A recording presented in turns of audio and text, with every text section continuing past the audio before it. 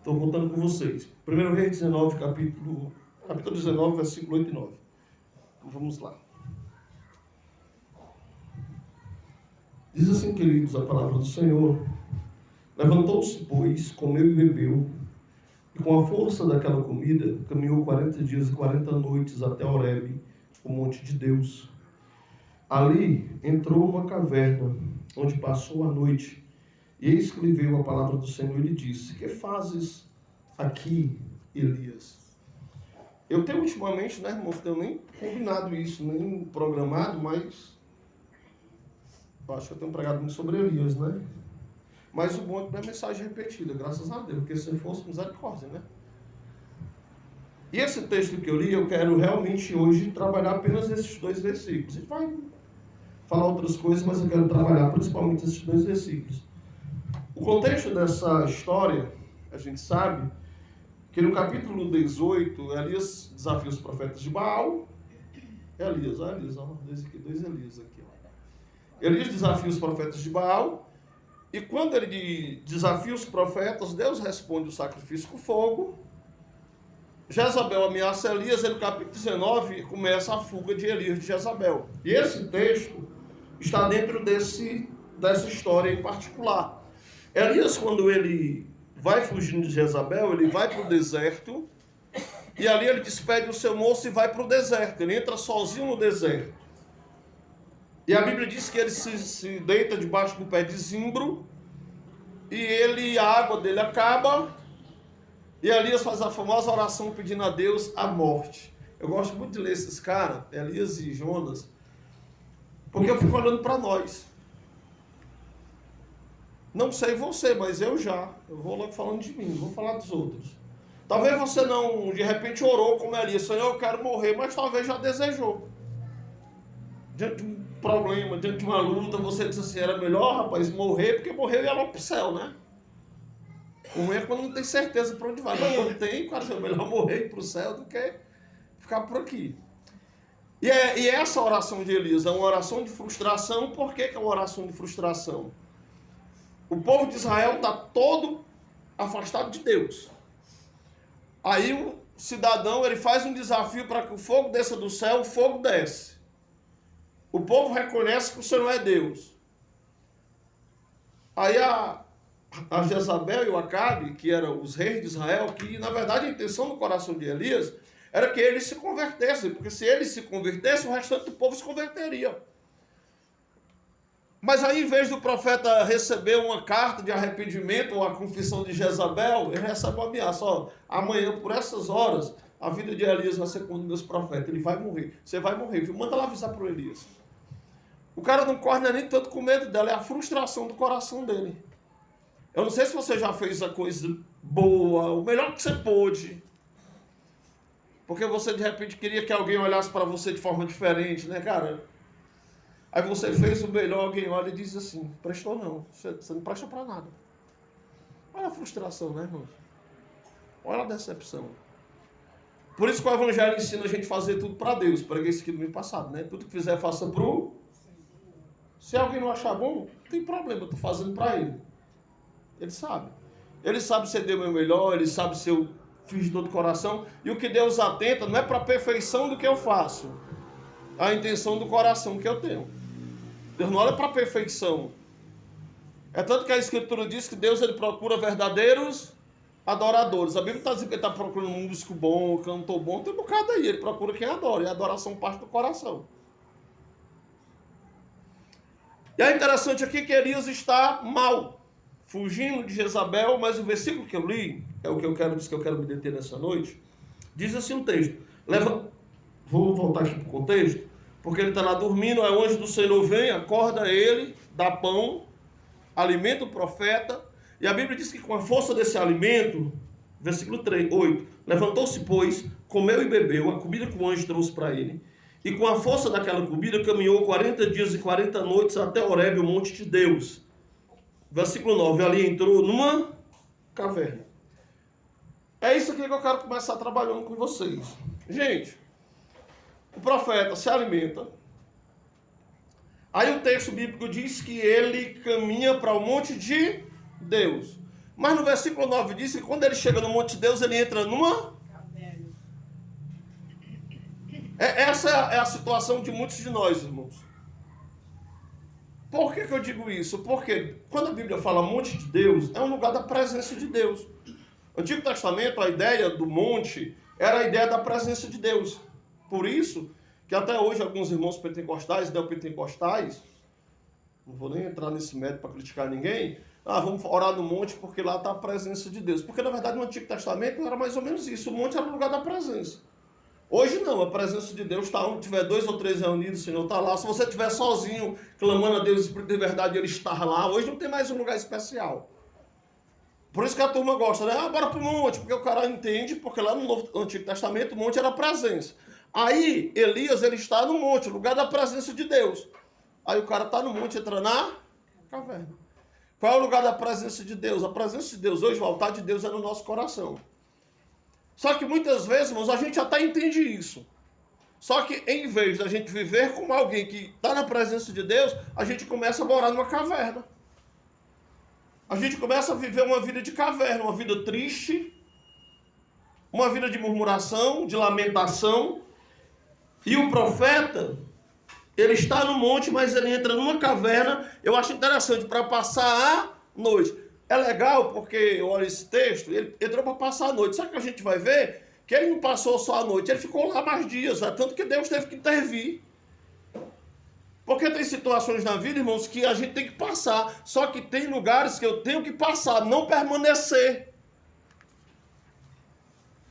O problema é que tem gente que Deus faz com que a gente passe por algumas situações. E é interessante porque Tiago diz assim, tem de motivo de gozo passardes por provação. Pai, Deus é lindo, porque ele está dizendo passardes, é uma coisa que passa. O crente pode ficar triste? Pode. O crente não pode viver triste, irmão. Pode acontecer uma coisa na vida que eu vou me entristecer. Aí agora eu vou me ficar sobre essa tristeza. Não, filho, peraí. Passar. É uma passagem. Aí a gente às vezes se prende à tristeza, se prende à dor, se prende a uma mágoa, se prende a um ressentimento. Aí deixa de buscar a Deus, deixa de ir para a igreja, deixa de ler a Bíblia, deixa de orar porque você está ressentido com alguma coisa. Aí você, em vez de estar no monte de Deus, na presença de Deus, você vai para o lugar da mágoa, para o lugar da decepção, para o lugar da traição. E essas coisas a gente pode até passar, mas são passagens. Já está dizendo, a gente vai e elas ficam. O profeta Elias, ele estava no lugar da frustração. Ele entra na caverna. E eu quero nessa noite compartilhar com vocês algumas coisas sobre a caverna. Elias escolheu a caverna mesmo estando no monte. A gente às vezes escolhe a caverna mesmo estando no monte. A gente brada, né? Eu sou filho de Deus, e somos mesmo. A questão não é ser filho de Deus, a questão, irmãos, é viver como filho de Deus. A Bíblia diz que eu sou mais do que vencedor, mas às vezes eu estou vivendo como alguém derrotado e abandonado. Quando o apóstolo Paulo vai dizer que nós somos perseguidos, mas não abandonados. Porque o Senhor promete estar com a gente em todo o tempo. Só que às vezes a gente está nessa ideia, e essa ideia não é nossa. Os homens de Deus da Escritura passaram por isso. E eu estou trazendo essa palavra hoje para dizer para você que provações vão chegar, tribulações vão chegar. Vai ter momento que eu vou até entrar na caverna, mas eu não posso permanecer lá. Lá é um lugar de passagem. Amém? Amém. Caverna, irmãos, é lugar de fuga, é esconderijo. A gente está estudando sobre a vida de Davi, né? E a gente está nas perseguições. A Bíblia diz que quando ele foi fugir, ele foi para a caverna de Adulão. Caverna é lugar de esconderijo, lugar de se esconder. No mundo antigo, o cara estava com problema, eu vou para a caverna. Entrava lá no deserto, subia lá um monte, e o cara ia para a caverna para se esconder. Caverna é lugar de fuga, é esconderijo. E, irmãos, a fuga, ela é uma omissão, uma negação do que eu devo fazer. Essa palavra eu ministrei há algum tempo atrás, estava hoje mais lendo aqui, aí lembrei que eu preguei uma vez para alguns pastores lá no Ceará, numa reunião de pastores. Porque a caverna é fuga para aquilo que eu tenho que fazer. Irmãos, todo crente, não me venha com essa, porque não quero se enganar. Todo cristão, todo aquele que aceitou a Cristo, que o Senhor entrou no coração dele, que o Espírito Santo habita nele, todo crente, ele recebeu de Deus uma missão. Por isso que Paulo diz assim, ó, cada um procure saber qual é a sua vocação. Às vezes o cara não quer se comprometer, aí ele não quer saber para que Deus chamou ele. Mas já é um pecado de omissão. Porque Deus chamou a gente para alguma coisa. Ele não chamou a gente só para ser salvo, irmão. Só para estar aqui, ó, sou salvo, não está escrito no livro da vida, agora vamos... Não, ele chamou a gente para alguma coisa. E a fuga, ela é uma omissão daquilo que eu sei que eu tenho que fazer. Lembra do profeta Jonas? A fuga dele não foi na caverna, foi no navio. O Senhor manda ele para Nínive, ele resolve para Tarsis, vai no navio, aí o abençoado desce lá para o porão do navio, o bicho estava se escondendo mesmo, não era? Foi lá para o porão do navio, só que só tem um problema. Que Davi já disse que de Deus ninguém se esconde. Se eu subir para o céu, ele está lá. Se eu descer para o mais profundo abismo, ele vai estar lá. Se eu for para as trevas, não tem problema, que para ele as trevas e a luz é a mesma coisa.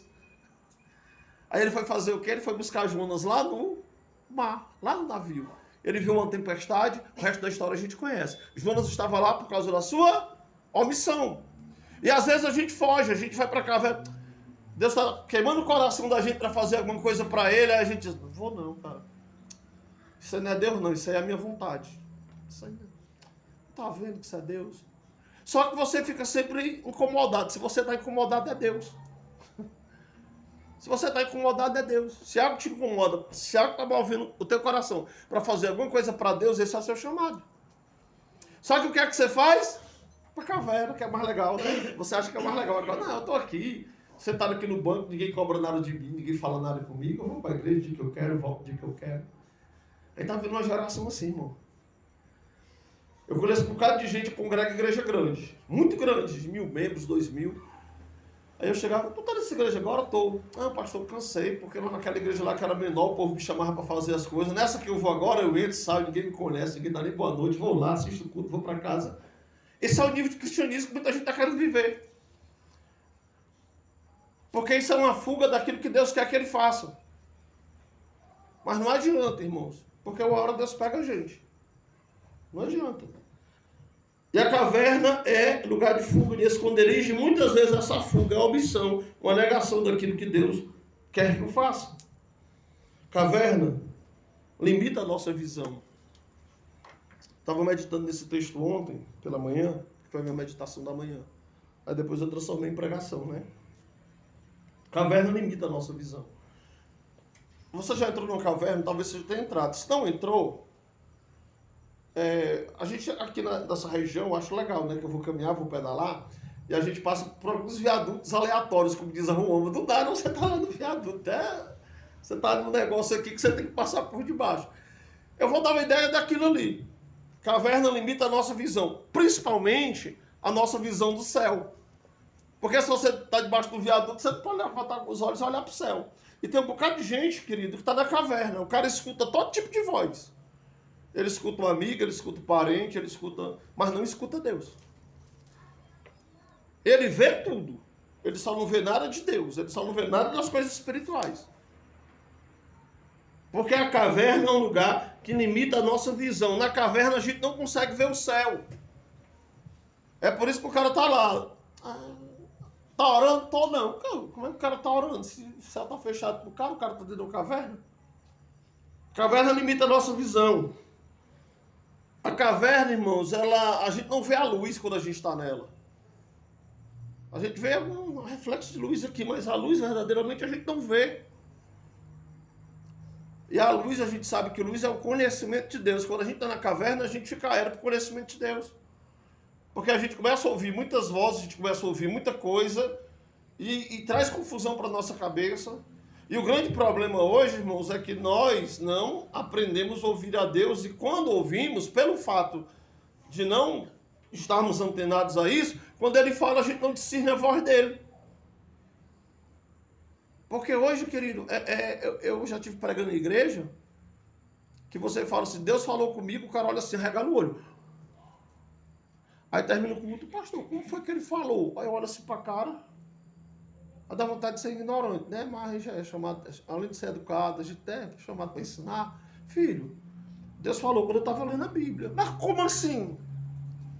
Não, Deus falou que eu estava lendo a Bíblia, senti algo no coração. Porque o cara acha que é uma voz literal, sabe? Deus vai chegar, ei, não, filho. E a gente tem que ter essa sensibilidade. E é por isso que muitas vezes, irmãos, eu já dei exemplo aqui para vocês, de como Deus fala e vocês entenderam. Às vezes você vai fazer uma coisa ou vai para algum lugar, isso aqui eu aprendi, né? Aprendi sofrendo. Aí você vai, aí o pneu do carro furou. No meu caso, a moto. O pneu da moto furou. Aí eu vou ajeitar isso aqui porque eu tenho que chegar lá. Aí corro, resolvi. Aí quando eu vou, aí acontece outra coisa. Não, mas eu tenho que honrar o que eu prometi. No final das contas, irmão, a gente até chega, mas o prejuízo é grande. Não é assim, não é? Porque às vezes Deus, a gente não consegue ouvir a voz, aí ele vai dando sinal e a gente vai passando por cima dos sinais de Deus. Aí depois a gente diz, rapaz, não deu nada certo. Hoje, quando eu vou fazer uma coisa que começa a dar errado, eu já digo, não vou mais. É Deus dizendo para mim, não vá. Eu sou mais novo que vocês sabem disso, né? Inventa de fazer, né? Aí você vai, aí, não, mas eu vou. Tudo errado. É Deus falando, não faça, não vá. Diga para a pessoa que você não deu para ir, filho. Você não está mentindo? Eu de primeiro, eu vou porque eu dei a minha palavra, porque a minha palavra de cara não está dando certo. Falando, ó, estava indo, aconteceu isso aqui, ó. Vê aí como é que você faz.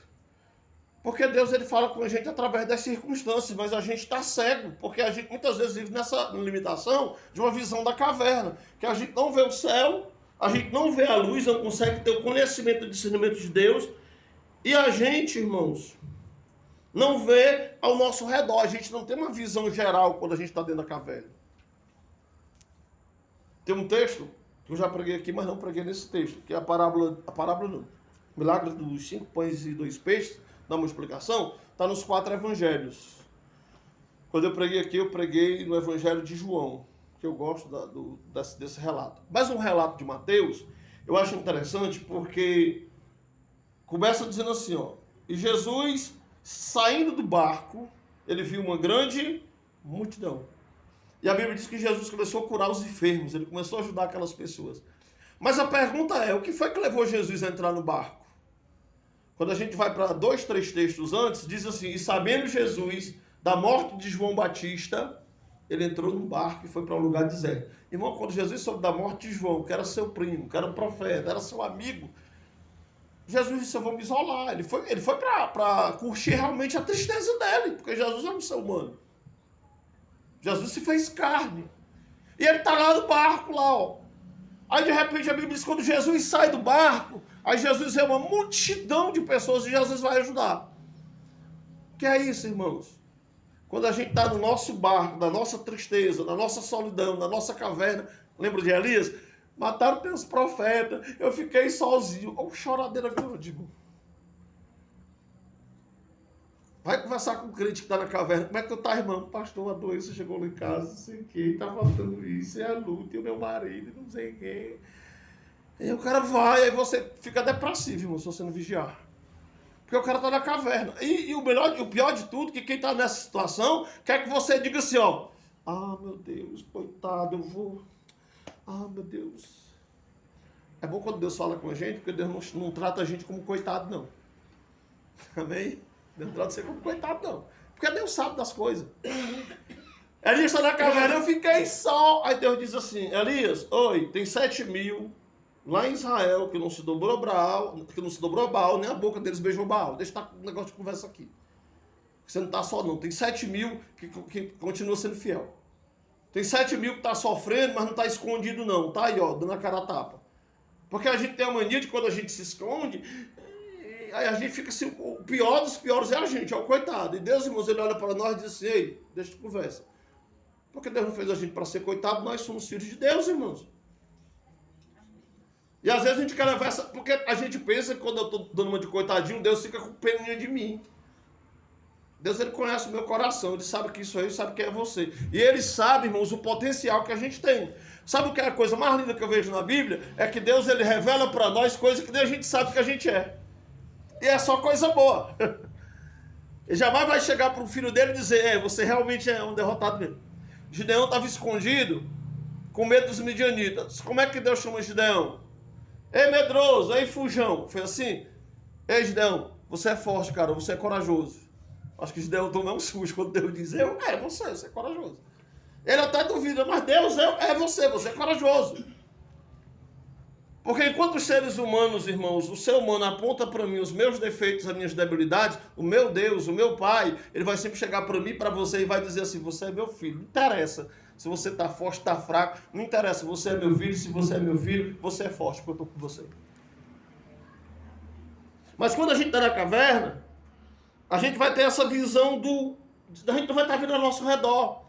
Aí quando a gente sai, a gente bota assim o rosto para fora da caverna, quando a gente sai a gente deixa de olhar só para a gente, que nem Jesus estava lá no barco olhando só para a sua dor, porque João Batista morreu, aí quando ele sai do barco, ele vê uma multidão que precisava dele. Tem um monte de gente ao seu redor que precisa de você. Senta com as pessoas para você conversar com elas. Anda nas ruas, conversa com alguém. Aí você vai descobrir, irmão, que você não tem problema não, filho. Você é abençoado, você é bem-aventurado. Eu falei isso aqui na igreja, né? Tem gente que tá reclamando da casa porque a casa é pequena. Casa pequena, apertada. Aí tu vai conversar com o que tem a casa grande, Jessé. Casa grande, ruim de limpar. Se eu tivesse uma casa pequena, o cara nunca tá satisfeito. O que tem uma pequena quer uma grande, porque não tem espaço. O que tem uma casa com espaço quer uma pequena, porque a casa é grande demais para ele limpar. E se ele for pagar alguém para limpar, sai mais caro, que a casa é maior. Mas está sempre reclamando. Esse é o ser humano, irmãos. É por isso que o evangelho desafia a gente a dar graça por tudo. A casa é pequena, dá glória a Deus, filho. É grande, dá glória a Deus. A gente prega isso, mas é difícil vivenciar isso. Eu, graças a Deus, para mim não tem tempo ruim. Tem uma frase do Euclides da Cunha que eu atraio para mim, né? Que diz que o sertanejo, acima de tudo, é um forte, né? Eu não nasci no sertão, mas pastorei 16 anos só no sertão, meu irmão. Tive que aprender a ser homem. Num lugar que passa 7 dias sem descer uma gota d'água na torneira, tu vai ter que se virar. Pega um jumento de alguém emprestado, bota uns baldes de cima, vai ter que ir lá pro sol, vai ter que cavar cacimba, ajudar os caras a cavar cacimba. Com a pá, você aprende. É por isso que não tem tempo ruim, cara. Isso aqui, eu tô no céu. Porque onde a gente já passou, pastor Junquerópolis é bom, não, isso aqui é um céu. Se eu for para outro lugar que não seja tão bom como aqui, eu vou dizer que é um céu também. Sabe por quê, irmãos? Porque onde a gente for, o crente vai a céu, porque a presença de Deus está em nós. Amém. Não é sobre lugares, é sobre o Deus que está em mim. E muitas vezes a gente vive uma vida de reclamação. E sempre a nossa vida é pior do que a dos outros. Sempre eu sou mais sofredor. Aí você vai conversar com alguém que você acha que é muito feliz, aí o cara abre a boca e você diz, meu Deus, você não quer estar no lugar dele não, filho. Porque a gente tem um Senhor na nossa vida e a gente tem paz, a gente tem alegria, a gente tem a presença do Espírito Santo em nós. Mas a gente tem que viver como quem tem, ó. Eu lembro que a Ruama, né? A Ruama lá é uma bênção. Eu aprendo muito com a Ruama. A Ruama andava comigo lá em Paulista, quando a gente chegou para morar lá. Aí a Ruama A Ruama tinha o quê? Tinha 11 anos. Quando veio, ia fazer 12. Aí a Roma passava e dizia, pai, que casa linda, eu queria uma casa dessa. Tu pediu muita casa bonita, Junquerópolis também, né? Eu falei, pai, que casa linda. E ela, ai, meu... Aí ela começava a fazer comparação com as casas onde a gente tava morando.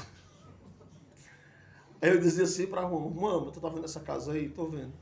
Talvez aí, ó, o pai da pessoa que mora aí, a menina que mora talvez aí, queria ter um pai que nem eu, que tá caminhando contigo, conversando contigo, te ouvindo. Talvez aí, ó, tem uma menina aí que queria estar no seu lugar e ter o pai que você tem. Para caminhar com você e conversar com você, porque você não é tudo, não. Às vezes está com a casa bonita, mas está depressivo, deprimido, trancado dentro do quarto, dormindo à base de remédio. E o teu pai aqui se escorar na parede e dorme. E ela diz, é mesmo, né, pai? É. Porque, irmãos, a gente começa a olhar para as coisas dos outros e a gente diz assim, rapaz, chega perto. que você diz, Senhor, muito obrigado pela minha vida, Senhor, mas muito obrigado pela vida que eu tenho. Temos que ser gratos, irmãos. Porque a gente não sabe o que é que está por trás da parede, por trás do muro do outro, não. E nesse mundo de rede social é que o negócio é feio, né? Que o cara mostra assim, a foto sorrindo, pleno, né? Bota assim, me sentindo pleno. O cara tá só o oco por dentro, vazio, destruído, mas tá pleno. Aí depois, divorciou. Mas não tava pleno até um dia desse. Não, o filho foi-se embora, a filha tá na droga, o filho tá a filha tá na prostituição. Mas não tava tudo pleno. Irmãos, plenitude, porque a palavra pleno é completa. A gente só consegue ser completo quando Jesus está na nossa vida. Se ele estiver na nossa vida, na nossa casa, ela é completa. Por causa da presença de Jesus. A caverna, irmãos, terminar de falar sobre a caverna, já termina a pregação. É lugar de medo. Elias temia por sua vida e Elias temia pela solidão. Ele disse, eu fiquei sozinho. Eu fiquei sozinho. Acho que uma das maiores dores da vida do ser humano é a solidão. A solidão. E a gente vive uma geração terrível, gente. A gente está vivendo uma geração onde o feminismo, né, está se alastrando. Aí a mulher, porque eu não preciso de ninguém, eu não preciso de homem, eu não preciso de nada, eu não preciso de filho, aí vai envelhecendo e ficando só. Aí daqui a pouco aquela pessoa que não queria nada com ninguém, eu sou aberto, né? Sou direto. Aí você vê a criatura com traste, mano. Passou a vida escolhendo e depois está com traste lá. Mas por que ela escolheu tanto? Não, porque a solidão chegou, meu irmão, o que sobrou foi aquilo ali. A pessoa começa a olhar para um lado e para o outro sozinha. Aí, como diz lá no Ceará, irmão, para quem está se afogando, todo jacaré é toco. Aí se agarra no jacarezão. Porque a solidão, as pessoas têm medo da solidão. O cara começa a olhar aqui, rapaz, eu vou terminar meus dias só, não. Quando tá novo, com força para fazer tudo aí, correndo, mas chega uma hora que ele diz, espera ainda. Elias estava na caverna com medo da solidão. Ele disse, Deus, eu fiquei só. E Deus disse, não, Elias, você não ficou só, não. E sabe uma coisa na vida cristã, irmãos, que o cristão nunca tem medo de ficar só? Não pode ter medo, porque o Senhor diz na sua palavra, eu vou estar com vocês todos os dias até a consumação dos séculos. Por que Jesus fez essa promessa para nós? Porque ele sabe que a solidão é talvez uma das piores crises do ser humano. Então você está aqui só, meu Deus, aí Deus diz, não filho, eu estou com você. Eu estou com você, não vou deixar você, nem vou desamparar você. Elias estava ali na caverna. Mas o que é interessante, querido, eu já quero correr para a gente terminar, que no versículo 9, a Bíblia diz que ele entrou na caverna e passou a noite. E eis que veio a palavra do Senhor e lhe disse, que fazes aqui, Elias? O que foi que Deus fez? Elias, o que é que você está fazendo aí? Essa pergunta, a primeira coisa que eu entendo com essa pergunta é que aquele ali não era o lugar para ele estar, porque senão Deus não tinha perguntado assim. Se você está em algum lugar e alguém chega, tu está fazendo o que aí, cara? Porque ali não é lugar para você.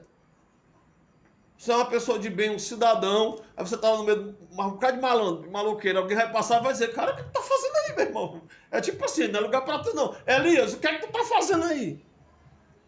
Deus já chega chegando, sabe? Ó, isso não é lugar para tu não, meu irmão. A caverna, o lugar do medo, o lugar do afastamento, o lugar da fuga. Não é para você estar aí. E o mais estranho, irmãos, é que ele estava na caverna e no mesmo instante era só sair da caverna para ficar no monte. Que era o símbolo da presença de Deus. E Deus chega e pergunta, o que é que você está fazendo aí? E Deus ele manda ali sair daquele lugar. Olha só o que é que o texto diz. E que fazes aqui, Elias? E ele respondeu, ele vai dizer lá o que eu falei, tenho sido zeloso, mataram teus profetas. E ele vai lá e abre o coração para Deus, e Deus vai dizer, não, Elias, você não está sozinho, sai dessa caverna.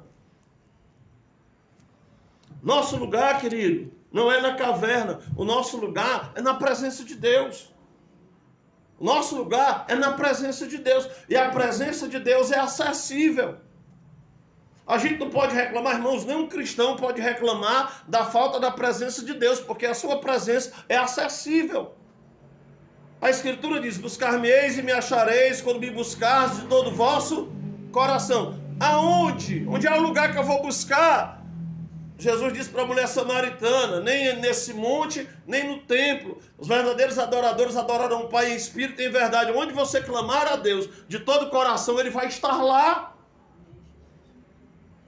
Então por que a gente não vive na presença de Deus? Por que a gente vive na caverna? Porque foi uma escolha que eu fiz. Viver uma vida, irmãos, fora do padrão de um filho de Deus, é escolha nossa. É escolha sua. Porque Deus não quer que a gente viva na caverna, na solidão, na tristeza, com depressão, por aí, cabisbaixo, chorando.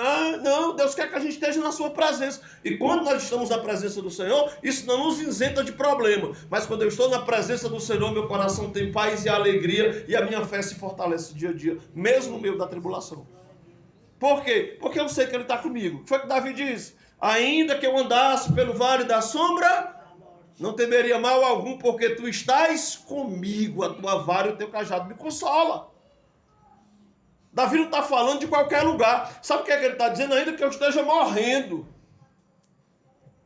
Ainda que eu esteja morrendo. Ainda que eu esteja passando pelo vale da sombra da morte, eu não vou ter medo, porque o Senhor está comigo. E essa é a promessa de Deus. Ele está com a gente, irmãos. Amém? Ele está comigo, Ele está com você, Ele está na nossa vida. O Senhor faz morada em nós. E eu sempre costumo dizer, irmãos, que o que falta no povo de Deus, o que falta em nós, é posicionamento. É posicionamento. Por quê? Porque se a gente abrir a televisão, ou se a gente abrir o YouTube aí, computador, você vai ver várias mensagens maravilhosas, irmãos. Pregações, pregadores excepcionais. Você vai aí, abre a Bíblia, você pega aí um estudo bíblico na internet, meu irmão, coisa linda. Todo crente sabe o que tem que fazer, ou não sabe? Para viver na presença de Deus, para ser feliz, para ser abençoado. E por que não vive? Falta posicionamento. Elias estava lá na caverna e Deus diz: ei, Elias, o que é que tu está fazendo aí, meu irmão? Se posiciona, sai desse negócio aí. Sai daí. A gente sabe o que tem que fazer, mas a gente fica de braço cruzado. A gente sabe o que fazer, mas a gente... Deixa para amanhã, deixa para depois. E nunca vem esse depois, irmãos, porque quanto mais você se acomoda, mais para o fundo da caverna você vai. Então Deus quer que seu povo se posicione. Nosso lugar é a presença de Deus. E o lugar da presença de Deus, eu já falei, a gente tem que buscar Deus dentro da gente. Já estou terminando, irmãos. A pergunta é, onde é que você vai ficar? Você vai ficar onde? Eu passei muito tempo na caverna, irmãos, me comparando com os outros, com o ministério meu com um dos outros. É porque esse cara aqui, porque aquele lá, porque não sei quem. Não, filho, Deus chamou você e Ele tem um propósito na sua vida, Ele vai cumprir, Ele está para fazer na sua vida. Tá olhando porque o que Deus está fazendo. Irmãos, tem um bocado de pastor frustrado, porque ele fica olhando para a igreja dos outros. A dos outros cresce, ele não cresce, a do cara está com 150 pessoas e aqui. Filho, Deus ele chamou cada um de nós com um propósito, com uma missão. O povo que está aqui hoje nessa igreja foi o povo que Deus confiou para me cuidar, e amém. Se ele mandar mais gente, tem que se preparar para arranjar mais gente para cuidar, né? E ele vai mandar mais gente para cuidar. Mas vou glorificar a Deus por isso. Eu não vou ficar olhando lá para outra igreja. Poxa vida, aquela igreja lá está... Filho, eu tenho que fazer o que Deus mandou eu fazer. Mas eu passei muitos anos na caverna da comparação. Eu chegava aqui, ó. Cara... Aí sabe o que é que acontece hoje? A turma vendendo curso na internet para fazer a igreja crescer. A gente tá lá no Instagram aí, curso para você sair de 10 membros para 100, para sair de 100 para 1000. Irmãos, quem faz a igreja crescer ainda é o poder do Espírito Santo. Mas a turma está buscando técnico. O pastor que está buscando isso, ele merece levar uma surra grande. Porque eu tenho que saber o lugar do meu chamado, filho. Eu tenho que saber o que é que eu carrego de Deus na minha vida. Eu não estou aqui se crescer bem, se não crescer também não tem problema de forma exponencial. Eu tenho que saber o que é que eu tenho feito para Deus. Qual tem sido a minha posição diante dele? Porque você pode crescer fora da presença dele. O diabo chegou para Jesus e disse assim, ó, se você se prostrar e me adorar, eu dou os reinos do mundo tudinho para você. Porque nem todo sucesso, irmãos, é sinal de que Deus está presente ali no meio. Nem todo sucesso. Mas se Deus está, você vai ter sucesso. E eu sei que o sucesso vai chegar para nós porque Deus está com a gente. Amém. Porque também ninguém vai estar exaltando também as coisas. Ah, porque aqui tem pouca gente, mas aqui tem qualidade, meu irmão. Vamos deixar dessa choradeira. Eu quero ter um bocado de gente mesmo aqui. Daqui a pouco a gente tem que fazer um tempo, derrubar isso aqui para um lugar maior e ter aqui gente até as horas.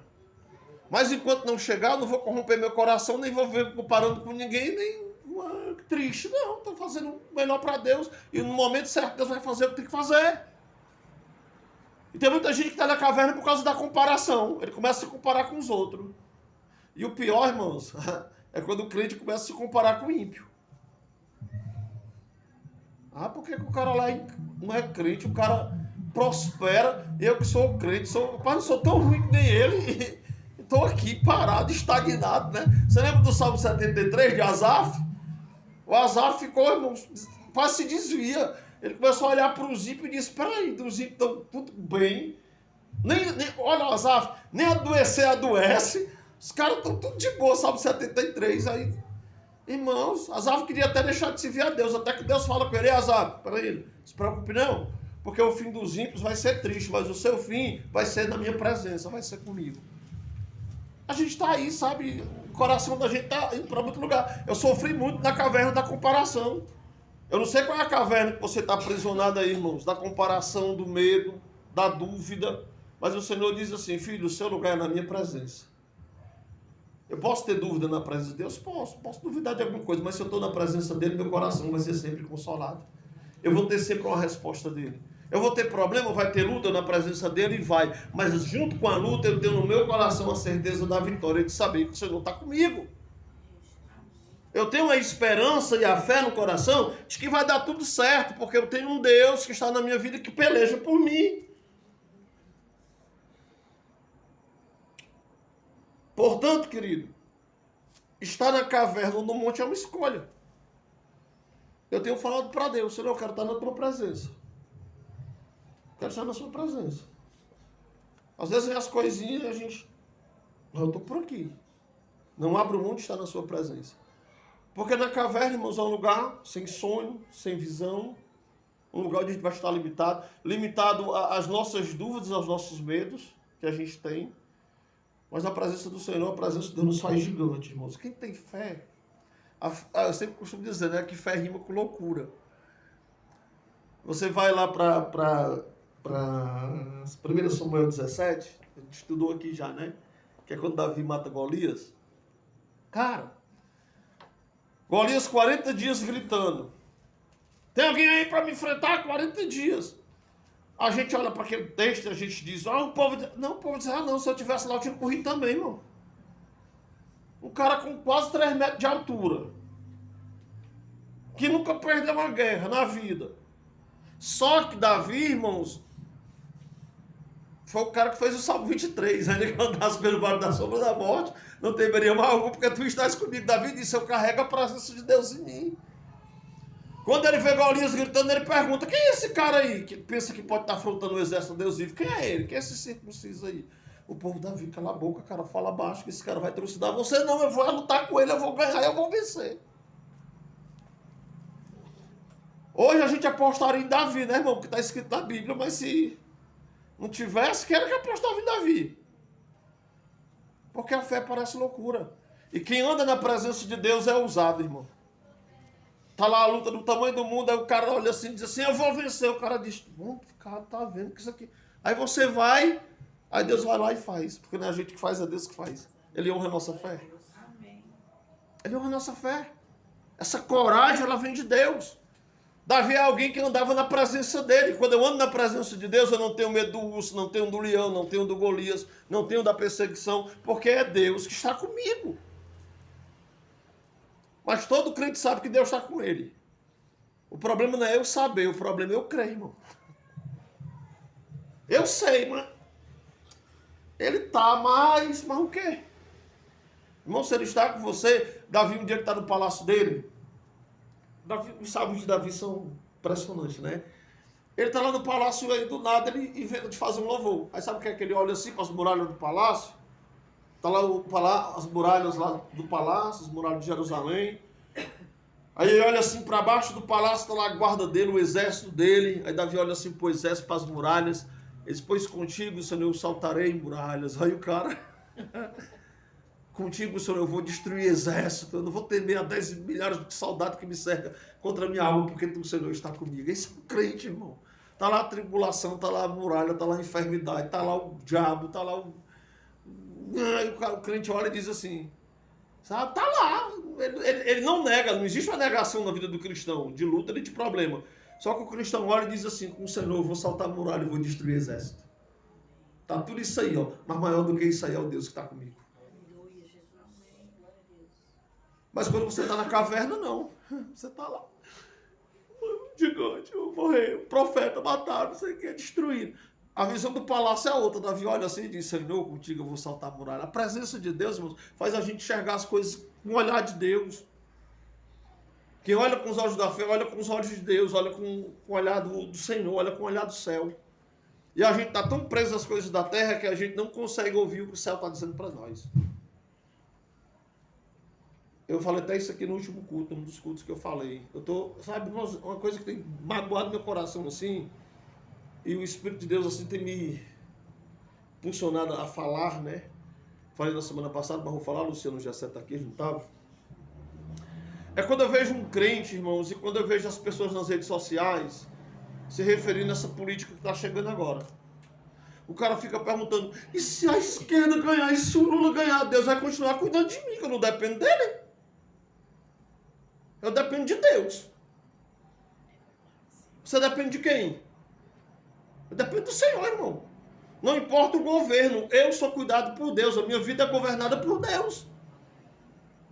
Aí quer dizer que se algum ganhar ou perder, Deus vai deixar de cuidar de mim, é? Quem cuida de mim é o Senhor, Ele vai cuidar de nós. Tinha uma seca na terra. Aí ali eu estava lá no Ribeiro de Querite, a Bíblia diz que não faltou água, lá ele bebeu água, e todos os dias Deus mandava os corvos trazer comida para Elias. O ribeiro secou, aí Deus mandou ele ir lá para Sarepta, para ser sustentado por uma viúva pobre, estava mais pobre do que ele, a viúva, Deus mandou ele para lá. Ele foi sustentado lá. Deus sustenta o seu povo. Aí por que a turma está com medo? Davi disse assim, fui moço, hoje sou velho. Nunca vi o justo desamparado, nem a sua descendência mendigar o pão. Aí eu vou deixar de crer em Deus, que Ele vai providenciar, que Ele vai me abençoar. Aí a mesma escritura diz assim, ó, não confiei nos homens nem nos príncipes. Eu sou governante, o cara fica confiando. Não, agora vai. Não, agora não confieis nos homens nem nos príncipes. Confie no Senhor que fez os céus e a terra. Amém. Davi disse, eleva os meus olhos para os montes. De onde me virá o socorro? Meu socorro vem do Senhor que fez o céu e a terra. E a gente fica se abalando, se atribulando com as coisas. Aí a gente fica na caverna por uma coisa que não é nem minha, problema até dos outros. Eu vou para a caverna. Foi, filho. Sai daí. Deus disse para nós, sai daí, rapaz. Vem para a minha presença. Começa a olhar as coisas com os olhos da fé. Começa a olhar para as coisas com os olhos de Deus. Porque quando a gente começa a olhar com os olhos de Deus, a gente começa a ver esperança no meio do desespero. A gente começa a ver o agir de Deus, mesmo quando está tudo em treva, está tudo escuro. A gente diz assim, não, Deus está trabalhando. Porque Ele não para, querido. Ele não para, Ele está sempre trabalhando. E sabe o que é o mais legal? Trabalhando em nosso favor. Amém. Isaías 64:4 diz assim, ó, desde a antiguidade não se viu com os olhos, não ouviu com os ouvidos, nem se percebeu com o coração um Deus semelhante a ti, que trabalha em prol daqueles que nele esperam, e todas as coisas cooperam para o bem daqueles que amam a Deus. Aí a gente vai se preocupar. O que é que tu tem? Não, porque o negócio que não depende nem de você, não depende nem, sabe? Lembrei agora do meu curso lá do Ceará. O cara fica gastando energia com coisa que ele não pode mudar. Meu irmão, o que eu não posso mudar, eu não vou estar preocupando, não. Eu não posso mudar. Se eu posso mudar, aí eu vou agir. E sabe o que é que eu posso mudar? Minha vida com Deus eu posso mudar. Orar mais, ler mais a Bíblia, isso eu posso. Buscar amarrar o Senhor, ser mais assíduo na igreja, estar presente nos trabalhos. Como eu falei no início, viver a minha vocação, o meu chamado, isso eu posso me posicionar. Aí agora eu estou me preocupando pela posição que o outro vai tomar. Eu estou me preocupando pela atitude que o outro vai tomar. Meu irmão, aí você vai viver sempre na caverna desse jeito. Porque tem gente, irmãos, que quando não tem problema, fica procurando dos outros para estar no meio. Às vezes, pastor, estou com problema, o que foi? Aí a pessoa conta só coisa da vida dos outros. Meu irmão, tá ruim mesmo para tu. Por que tu te olhando para os outros? E o que é que tem a ver contigo isso aí? Não, por quê? Vai buscar Deus pela sua vida. Cada um dará conta de si mesmo a Deus. E cada um vai levar seu próprio fardo. Eu vou orar por você, abençoar você, mas seu problema, quem resolve é você. Eu vou orar, vou lhe orientar, vou dizer como fazer, pedir a Deus direção, mas as atitudes, como eu falei antes, o posicionamento é seu. As escolhas são suas. Eu escolho, irmãos, ou eu vou ficar na caverna, eu vou ficar no monte. Ou eu vou ficar num lugar de medo, eu vou ficar num lugar de solidão, ou eu vou ficar na presença do Senhor. A escolha é nossa. Então essa palavra é bem simples, né? Mas objetiva para nós. Objetiva. Tô ruim, tô mal. Sim, aí qual o problema? Quem é o culpado? Porque a gente fica arranjando culpado para as coisas. Aí eu gosto de Lamentações 3:39. Eu acho que o profeta Jeremias, ele estava... Eu não sei, né? Porque o povo diz que nordestino não é todo não, mas... Jeremias, ele estava meio assim, o coração dele estava revoltado, estava meio angustiado. Lamentações 3:39, ele diz assim: de que se queixa o homem? Queixa-se do seu próprio pecado.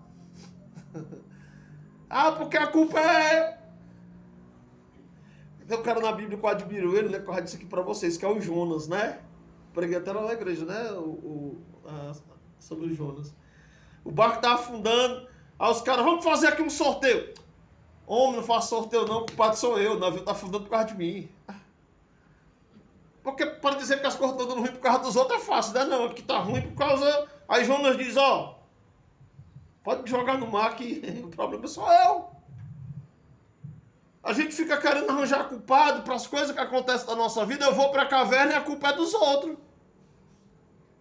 Elias estava na caverna, a culpa era de Jezabel. Não, ela matou teus profetas. Sim, daí que ela matou os profetas? Eu quero saber você. Não importa, irmãos, o que as pessoas fizeram com você, o que a vida tem feito com você, qual é a luta que você tem passado, os problemas que você tem enfrentado, todo mundo enfrenta. Agora o posicionamento, quem tem que tomar sou eu, ou viver na caverna ou na presença de Deus. E se você for para a caverna, não culpe ninguém não, viu? Porque Deus não ficou, Elias, bichinho, na caverna, eu vou te consolar. Não, ei, sai daí de dentro, filho, sai. Bora, sai, que eu quero falar com você. Porque Deus só falou com ele depois que ele saiu da caverna. Depois que ele tomou posicionamento. Deus só vai falar com você quando você se posicionar. Ah, mas eu não estou sentindo nada assim, não sei o que eu vou fazer. Nem vai, se você ficar na caverna. Deus só fala com quem sai. Aí é legal quando Elias sai da caverna, aí ele está assim, acabou tudo. Aí Deus diz, Elias, vai lá na Síria, olha aí, mano. Jazael, rei da Síria. O cara que não era mais nada, agora está ungindo rei, ó. Vai lá na Síria, Jazael, rei da Síria. Tu passa aqui em Israel, aí tu unge Jeú, rei de Israel. Aí tu passa lá em Eliseu, aí tu unge Eliseu, profeta, no seu lugar. Aí o cara se levanta, meu irmão. Puxa vida, para Deus, tem um bocado de coisa para fazer na minha vida ainda. O cara não tem 60 anos, tá chorando. Acabou minha vida, acabou, velho. Acabou. Acabou da onde? É você que está com esse espírito de derrotismo na vida, irmãos. Vou usar uma frase aí da galera aí, né? A vida só acaba quando termina. Você está vivo por aí, filho, tá andando, tá com força, né? Vai louvar a Deus, vai adorar a Deus, vai clamar o Senhor. Viva uma vida que Deus quer, saia dessa caverna aí e vá viver, meu irmão, a plenitude na presença de Deus. Senhor, o que é que o Senhor quer que eu faça? Eu acho lindo Paulo, né? Porque a primeira pergunta que Paulo fez para Jesus, quando Jesus pegou ele na estrada de Damasco, foi: o que é que o Senhor quer que eu faça para você? O que é que você quer, Senhor, de mim? Porque Deus não chama ninguém de graça, Ele quer alguma coisa de nós. Ele quer alguma coisa de nós. Aí a gente não quer fazer, aí é para onde? Para o navio, para a caverna, vai se esconder. Mas Ele pega a gente lá uma hora. Então, antes de Deus lhe pegar, se entregue. Antes de Deus lhe pegar, se entregue. Senhor, Paulo disse: o que é que o Senhor quer que eu faça? Ele não esperou Deus caçar ele, não. Deus deu umas caçadas nele, mas... Aí é interessante porque quando Paulo ele cai lá na estrada de Damasco, o que é que Jesus disse para ele? Duro vai ser para você fugir do meu aguilhão. Já está aqui. Aguilhão não é já o boi brabo, o cara pega aqui, ó. conduz para onde quer com o aguilhão, uma vara com a ponta de ferro, né? Se o cara for para perto, não dá não. Aí Deus disse, ei Paulo, vai ser duro para você querer fugir do meu aguilhão. Sabe quando foi que Deus começou a chamar Paulo? Atos 8. Quando Estevão morreu, Atos 7. Quando Estevão morreu, a Bíblia diz que a veste de Pedro de Estevão foi colocada sobre Paulo. Ele levou as vestes de Estevão para casa. Ali Jesus já começou a perseguir Paulo com o aguilhão dele. Aí na história de Damasco foi a gota d'água. Ei Paulo, você vai continuar ainda fugindo do meu aguilhão? Ele disse, o que é que o senhor quer que eu faça? Dá não, Deus. Dá para fugir não. Se entrega logo, é melhor. Se entrega à vontade de Deus, porque a vontade de Deus é boa, perfeita e agradável, filho. Você vai viver o extraordinário na sua vida. Enquanto você fugir, tem pessoas que estão fugindo de Deus, aí Deus é bom, Ele permite que dê tudo certo na vida dele. Agora vai! Aí Deus vai lá, ó. Ah, Senhor, eu quero você para outra coisa, filho. Não é para isso. Não é para isso. Aí quando você for para onde Ele quer, não quer dizer que não vai ter luta nem tribulação, não. Mas o seu coração vai ser cheio de paz e de alegria. Você vai dormir, botar assim a cabeça no travesseiro e dizer, Senhor, muito obrigado, Senhor, porque eu estou vivendo aquilo que o Senhor quer que eu viva. Eu estou fazendo aquilo que o Senhor me chamou para fazer. Isso não tem preço, irmãos, uma vida dessa. De viver para a glória de Deus e fazendo a vontade dEle. Então que Deus nos abençoe, queridos, que o Espírito Santo coloque essa palavra no nosso coração. Amém? Amém. Sai da caverna, viu, crente? Deixa desse negócio de estar se escondendo. Deus não quer você se escondendo, não. Deus quer você, ó, na presença dEle, para fazer a vontade dEle. Vamos colocar de pé, queridos. Deixa eu estar visitando a gente, a Lu, né, e o Gessé. A Lu é a nossa tesoureira, né? O Gessé aí é nosso irmão, nosso amigão aí. Essa turma abençoada. O Gessé nem de Tupi, o Gessé é de Dracena, né, irmão? Somos da igreja de Tupi, mas somos de Dracena, essas bênçãos, né?